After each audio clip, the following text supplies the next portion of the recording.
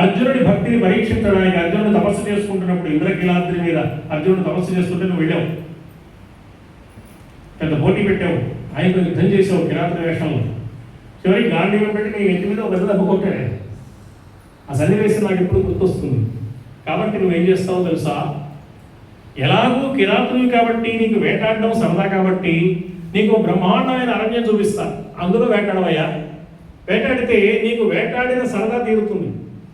ఊరికే పెద్ద పుల్లని కొట్టాను, ఏనుగుల్ని కొట్టాను, వాటిని కొట్టాను, వీటిని కొట్టానంటే కాదు, నువ్వు అసలు వేటాడవలసిన క్రూర మృగాలు ఏమిటో, అది ఉన్న అడవి ఏమిటో నేను చూపిస్తా. అదేమిటో తెలుసా, నా మనస్సే.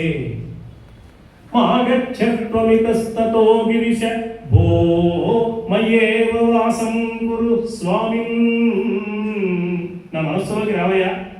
ఎందుకు రమ్మంటున్నావయ్యా అంటే, ఆదికి రాత. ఈ వేటగాళ్ళందరిలో మొట్టమొదటి వేటగాడి నువ్వే.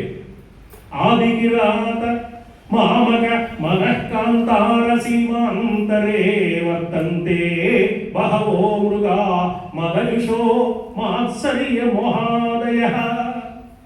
నా మనస్సు అనే ఈ భయంకరమైన అరణ్యంలో చాలా రకాల మృగాలు ఉన్నాయి. మాత్సర్యం అనే మృగం అంటే అసూయ. పొరపాటున నా తోటివాడు గొప్పవాడైపోయాడు అనే వార్త వింటే నిద్రపట్టాలి. అసూయ. అరే ఇంతవాడైపోయాడు, ఇంతవాడైపోయాడు, ఇంత పేరు వచ్చేసింది, ఇంత సంతోషం పైన చేశాడు, ఇంత మంచివాడు అందరూ అంటున్నారు, మెచ్చుకుంటున్నారు, భరించలేదు. ఇది అసూయ. మోహం అంటే తెలివికి పనులు కమ్మడం. తెలిసిన విషయమే కానీ పొరపాటు చేస్తాడు, ఆ సమయంలో మర్చిపోతాడు. దాన్ని మోహం అంటారు.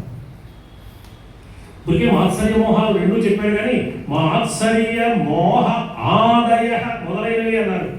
అంటే అరిషడ్ వర్గాలు అన్నీ అనమాట. కామ క్రోధ లోభ మోహ మాత్సర్యం. నిజానికి ఇవి అన్నీ అని ఆరుగా కనపడుతున్నాయి, కానీ అసలు ఉన్నది ఒకటే, కామమే, కోరిక. ఈ కామంలో నుంచే మిగతా అన్నీ పుట్టాయి. కామం అంటే కోరిక. కోరిక ఉంది, అది తీరింది అనుకోండి, ఈ కోరిక తీరితే ఎంత బాగుంది, ఇంకో కోరిక పుడుతుంది. నాకు పదవి కావాలి, వచ్చింది. పదవి మీద కామం, పదవి లభించింది. ఈ పదవి నాకే ఉండాలి ఎప్పుడు. నువ్వు పెద్దవాడు అయిపోయి మా అబ్బాయికి ఉండాలి,